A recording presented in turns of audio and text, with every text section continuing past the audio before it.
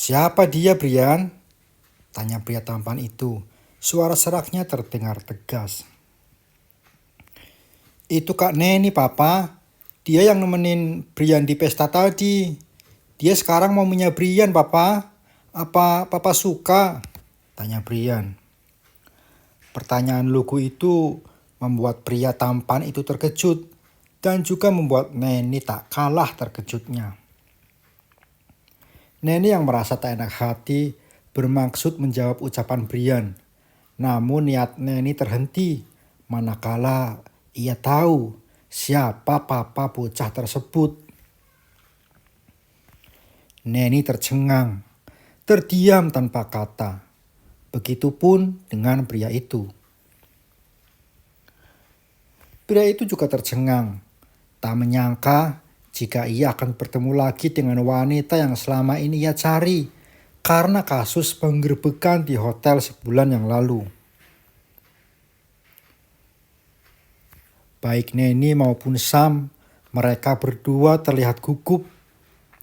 Neni gugup karena pria ini adalah pria yang pernah menidurinya.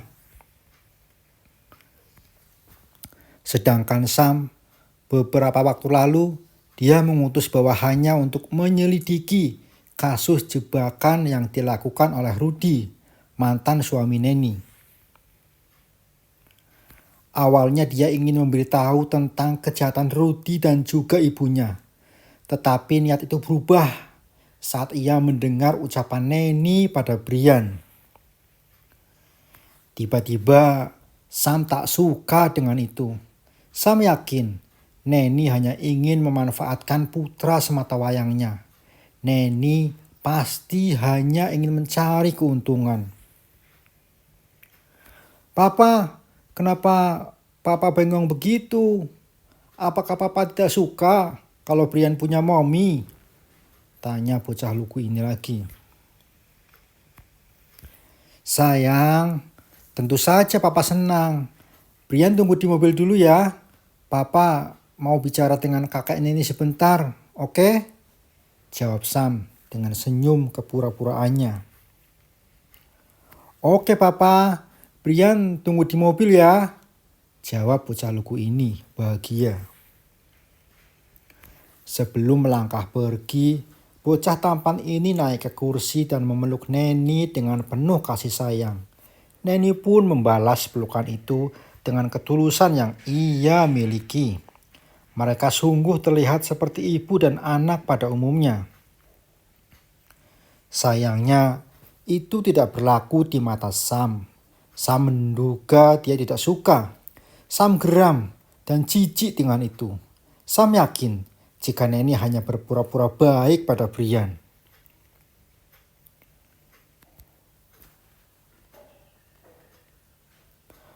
"Baik Daddy, Brian mengerti," jawab bocah tampan ini, masih dengan senyum bahagianya. Selepas kepergian Brian, Neni pun hendak melangkah pergi, namun Sam melarang. "Mau pergi kemana kamu? Jangan menghindariku," ucap Sam ketus. "Tidak, aku tidak berniat menghindar. Lagian siapa kamu? Kita nggak kenal juga kan?" "Kamu jangan pura-pura nggak kenal ya. Aku juga tahu pekerjaan sampinganmu. Jadi jangan macam-macam denganku," ancam Sam. Neni meradang, seketika langsung menatap Sam dengan tatapan penuh kebencian. "Kamu nggak tahu apa-apa tentang aku. Jadi nggak usah sok tahu," balas Neni dengan tatapan penuh kebencian. "Tidak tahu apa-apa. Sepertinya suamimu memang benar kalau kamu memang wanita penipu. Lihat saja, anak kecil seperti Brian saja kamu tipu. Pasti kamu tertarik pada uang papanya kan?" ucap Sam lagi. Sungguh tuduhan yang sangat tidak Neni sangka. Dia bermaksud membantu Brian yang awalnya ngambek gak mau datang di pestanya. Tetapi malah dicurigai ada maksud tertentu oleh papanya. "Tolong, kamu jangan asal bicara. Demi Tuhan, aku nggak tahu. jika Brian adalah putramu. Aku juga tidak tahu kalau candaan antara aku dan Brian menyinggung perasaanmu. Akhirnya Neni mencoba melunak. Kamu tidak mengenal Brian, makanya jangan asal bicara. Dia sudah menganggapmu sebagai ibunya. Besok-besok dia pasti akan meminta untuk kesini menemuimu. Dasar wanita licik, jawab Sam kesal. Detik itu Neni sadar mengapa Sam marah. Ternyata inilah yang pria ini takutkan. Sang putra akan meminta menemukannya. Sebab bocah itu telah menganggapnya sebagai ibunya. Astaga, aku tidak tahu jika jadinya akan seperti itu. Lalu sekarang bagaimana? Tolong maafkan aku, ucap Neni merasa bersalah. Makanya, lain kali jangan suka memberi harapan. Apalagi pada anak seusia Brian. Sam melirik Neni yang terlihat khawatir. Namun ia juga tidak bercanda. Sam sendiri juga tidak tahu harus bagaimana jika nanti Brian benar-benar menganggap Neni sebagai ibunya. Bagaimana jika aku menemuinya sekali lagi dan aku jelaskan semuanya? Apa boleh? Tanya Nani khawatir. Kamu ingin mengubah ucapanmu? Astaga, kamu sengaja ingin menyakiti perasaannya. Kamu sengaja ingin membuatnya patah hati, jawab Sam kesal. Ya sudahlah, aku capek ngomong sama kamu. Yang jelas, aku gak ada niat buat menipu Brian. Aku juga gak ada niat buat menjadi mommy sungguhannya. Aku hanya ingin membuatnya tersenyum, itu saja. Gak ada niat lain, udahlah, jawab Neni kesal. Tak ingin terus memperburuk kesalahpahaman antara mereka, Neni memutuskan meninggalkan Sam. Sedangkan Sam sendiri hanya melongo, diam saja di tempatnya berdiri. Neni kesal luar biasa. Bagaimana tidak? Pria yang tidak ia kenal dan pernah terlibat cinta satu malam dengannya itu ternyata adalah ayah dari Brian. Pria itu begitu arogan dan tak tahu terima kasih. Bukannya bersyukur, Neni telah membantunya membahagiakan sang putra. Pria itu malah menuduhnya hendak menipu.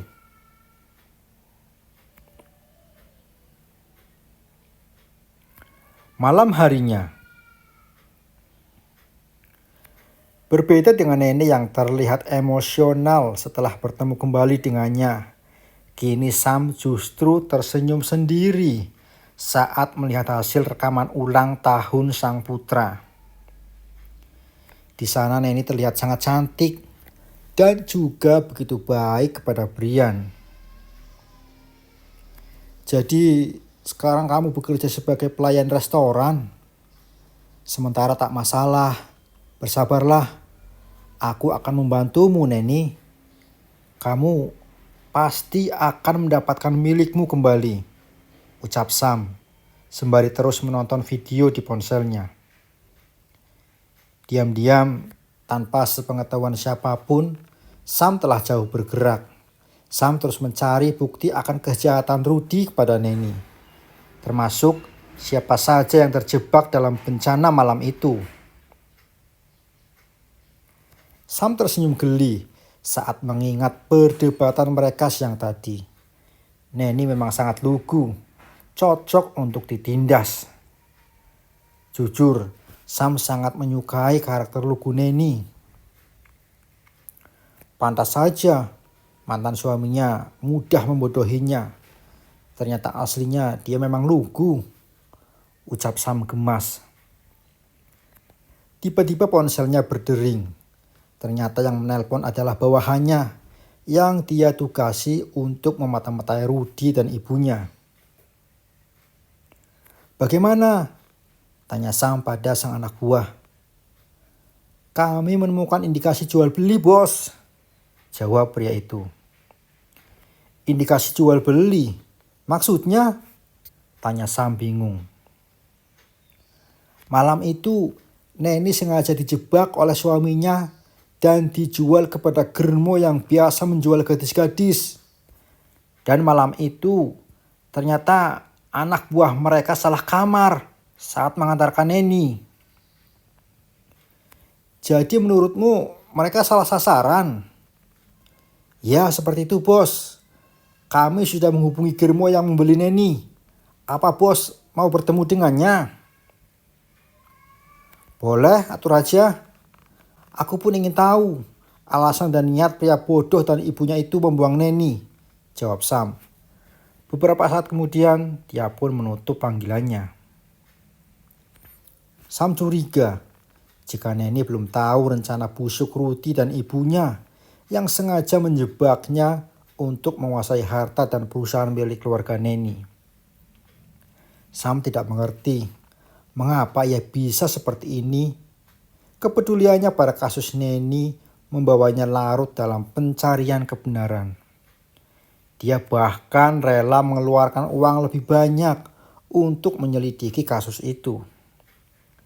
Setelah anak buahnya mengatur pertemuan antara Sam dengan sang Germo, Sam pun melajukan mobilnya ke salah satu lokasi ternama di Jakarta. Aduh bos, Momi telah melakukan kesalahan. Dia ini bukan wanita yang bisa dibeli. Maafkan Momi. Dia tidak seperti itu, ucap mucikari itu gugup.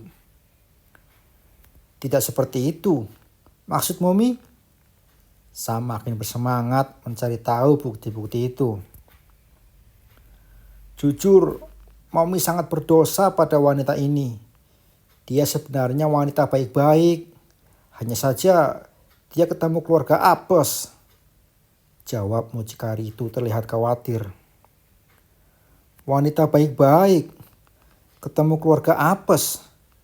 Gimana maksud Momi? Tanya Sam lagi. Dia dijual karena si penjual ingin menceraikannya. Ingin menguasai hartanya. Dan juga karena anak itu mandul. Ternyata anak itu sangat kaya raya. Suami dan mertua jahatnya membuat skenario gila itu untuk menyingkirkannya. Aduh, Momi jadi merasa bersalah. Andai Momi tahu di awal, Momi gak akan mau membantu rencana busuk mereka. Jawab mucikari itu lagi. Sam tertawa dalam hati. Diam-diam, ia telah berhasil merekam perbincangan mereka. Rekaman ini adalah senjata baginya untuk menindak Ruti dan ibunya. Sam menganggap ini adalah kasus yang cukup kejam. Seorang wanita dibuang hanya karena dia mandul. Astaga, ini sungguh tidak berperi kemanusiaan. Sungguh Sam jadi pengen cepat-cepat menghajar kedua orang yang tidak berperasaan itu.